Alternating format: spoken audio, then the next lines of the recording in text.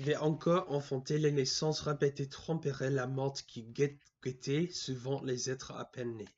Elle était une mère inquiète à ce long des billettes pressantes, la gouvernante de ses enfants. Le dauphin était-il malade? Qu'il ne soit rien oublié en ce qu'il faut faire, recommandait-elle, et afin de m'ôter des peines, m'écrire de ces nouvelles le plus souvent que vous pourrez. Le sevrage de sa fille Claude fut l'objet de tous ses soins. Le roi et moi, nous sommes d'avis qu'on lui donne de la panade plutôt qu'autre chose, car elle lui est plus saine que la bouillie. Quand elle était séparée des siennes, elle réclamait leur portrait. Je vous prie de me faire peindre tous mes enfants, mais que ce soit d'un autre côté que le peintre n'a accoutumé de les peindre. Dans l'exercice de ses tâches maternelles, Catherine n'était pas dispensée de la présence de la duchesse de Valentinois. Celle-ci veillait au bon déroulement de ses grossesses, assistait la reine à chaque accouchement, choisissait les nourrices, convoquait les médecins, déterminait les séjours propices à la santé des petits princes. Diane de Poitiers ne dépossédait pas Catherine de ses enfants, elle assistait la reine souvent grosse et par obligation officielle éloignée de sa progéniture. La favorite ne manquait pas d'informer et de rassurer le roi, préoccupé autant que sa femme de la santé de sa famille. Diane était toute dévouée aux enfants légitimes de son royal amant. Bon gré, mal gré, Catherine dut s'en satisfaire. Quelques mois après la naissance de Louis, on procéda au couronnement de la reine, cérémonie préalable à l'entrée solennelle du couple dans la capitale du royaume. Pour le roi, Rome était la ville du sacre. Celui des reines, célébré un peu plus tard, se déroulait le plus souvent à Saint-Denis.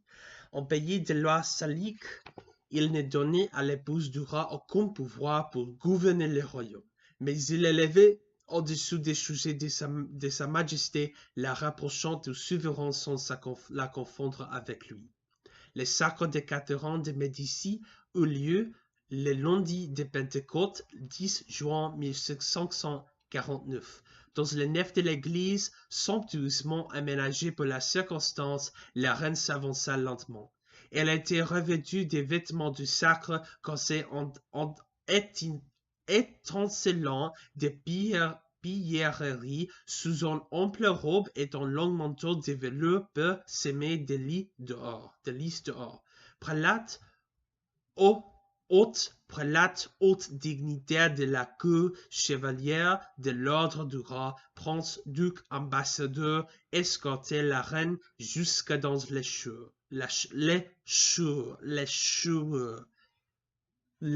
chures. Oui. Catherine prit place sur un trône perché. Italiano. Perché. Si. Un trône perché au sommet d'une haute estrade tendue d'un tapis de drapes dehors face au maître-autel. La cérémonie commença. La reine reçut du cardinal de Bourbon l'onction de l'huile sainte sur le front et la poitrine. On lui remit l'anneau, le sceptre et la main de justice, et l'on présenta au-dessus de sa tête la lourde couronne royale.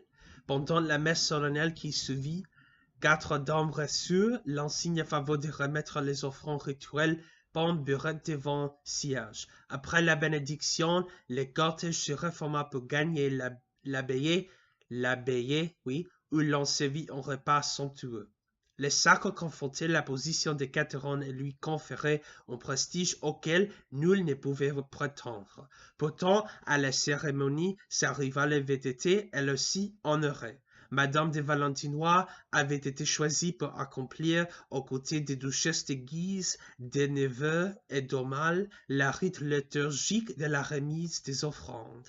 Assimilée ainsi au père de France servant le roi à Reims, Diane de Poitiers des Poitiers, démontraient à chacun son immense faveur et la place qu'Henri tenait à la voir occupée à la cour et dans ses royaumes. Au cours des cérémonies célébrées en son honneur, Catherine devait donc toujours partager la vedette avec la duchesse de Valentinois. Dans les fêtes exultantes, les couples royaux, la présence de Diane assombrissait les bonheurs de Catherine comme si elle était tenue sous une éternelle tutelle. Officiellement au premier rang après le roi, elle était en réalité seconde derrière la favorite. On imagine les blessures d'amour-propre enfouies au plus profond de son cœur, cachées derrière un visage aimable. Toutefois, une infidélité de Henri à sa maîtresse rapprocha les deux femmes. Catherine venait de donner naissance à son cinquième enfant, Charles-Maximilien, futur Charles IX, Charles IX, le 27 juin 1550. Le roi qui avait assisté à l'accouchement était resté, contrairement à ses habitudes, près de 6 semaines auprès de sa famille. Excellent père, il aimait à contempler sa progéniture. La durée exceptionnelle de son séjour à Saint-Germain-en-Laye avait toutefois une autre cause. Catherine apprit que Diane avait surpris le roi sortant de la chambre d'une belle écossaise d'une trentaine d'années, Jean Fleming, gouvernant de la petite Marie Stuart, fiancée du dauphin, tandis que Catherine se relevait lentement de ses couches et que Diane était immobilisée à Annette par une fracture à la jambe. Henri avait usé de sa liberté. La duchesse de Valentinois accabla son amant, couvrit de reproches son complice Montmorency, qui l'avait introduit après de la belle dénonça l'injure faite aux Guises, oncle de Marie Stuart, ainsi qu'au dauphin, susceptible de refuser un jour d'épouser la petite reine d'Écosse élevée par un caton. Enfin, Diane n'hésita pas à reprocher à Henri l'offense faite à la reine. Henri était trop ensorcelé par les charmes de Lady Fleming pour abandonner sa conquête. Mais pour se faire pardonner, il redoubla d'assiduité auprès de la reine. Diane ne décolérait pas, mais Catherine gagna un mari à demi repentant. Ainsi naquit de l'épouse légitime Edward Alexandre, futur Henri XIII, le 19 septembre 1551, dont la naissance suivie d'épouse celle d'Henri, futur chevalier d'Angoulême, fruit de cette aventure à la fois extra-conjugale et hors de lien de l'adultère officiel, un bastard royal en quelque sorte doublement coupable. Le rêve toscan. En juin de 1553, mais la scène ne fut pas unique, Catherine se plaignit au roi. En plus, elle affirma qu'on n'avait nul égard pour elle. Son amertume ne concernait ni les infidélités de son mari, ni son exaspération devant la tutelle de Diane. Elle était politique. Catherine pleurait sur le sort de l'Italie, sur les atermoiements de la politique française dans la péninsule, sur le mépris dans lequel on tenait ses avis. Tant il est vrai que, devoir de reine rempli, Catherine n'oubliait pas qu'elle était née Médicis. Le sort de la Toscane lui importait et elle le disait. La cour ne connaissait jusqu'à là qu'une jeune femme effacée. Elle découvrait une reine préoccupée de des politiques étrangères, des idées à agir ou au monde, à faire entendre sa voix. Entre deux accouchements, Catherine faisait ses premiers pas en politique. Malgré les lettres aimables qu'elle lui écrivait, Cosme Ier lui était devenu odieux. Le duc de Toscane était certes son cousin, mais cousin éloigné. Après l'assassinat en 1537 d'Alexandre de Médicis, Cosme avait ramassé les pouvoirs à Florence. Charles Quint l'avait reconnu et en avait fait un allié. Catherine lui gardait rancune. N'est-ce pas elle qui aurait dû succéder à Alexandre? Cosme lui avait ravi son bien et persécuté ses amis. Ainsi avait-il laissé mourir en prison Philippe Strozzi, oncle de la reine, qui avait organisé le mariage de Catherine. Il est vrai que ceci acquélait à la cour les opposants au duc de Toscane, c'est Fuorosciti, ou banni, décidé à renverser l'usurpateur de Florence. La reine favorisait leurs actions, encourageait leurs projets les plus hardis. Dans son appartement, on ne parlait que d'expéditions vengeresses, des rapports d'espions, du coup de dagues bien placées. Catherine n'avait aucun mal à faire partager ses ambitions toscanes à Henri. Vaincre Cosme Ier permettrait au couple royal de régner à sa place ou de rétablir une république florentine dont la France serait la protectrice. Tous les ministres du roi ne partageaient pas les rêves italiens de la reine. Les connétables de Montmorency ne cessaient de brocader les réfugiés politiques de la péninsule. Ces aventuriers trop agités empêchaient de négocier en Hollande avec Charles Quint. Lorsque l'incontrôlable Léon Strozzi s'enfuit de France, après avoir fait justice lui-même d'un de ses ennemis, Catherine, embarrassée, renie que le scandale ne provoque la disgrâce de tous ses amis toscanes. La reine s'initiait en méandre de la politique avec l'impétuosité de la jeunesse. Pour la cause toscane, elle abandonnait sa réserve, trop passionnée pour le flair et les feintes et les doubles jeux des protagonistes, ou devinez combien les Fuorosciti de son entourage étaient des alliés encombrants. À l'affût de toutes les occasions pour chasser l'usurpateur, elle adhérait à leur audace, se désespérait à chaque contretemps. Catherine n'offrait pas encore l'image de la reine calculatrice et prudente à l'accès.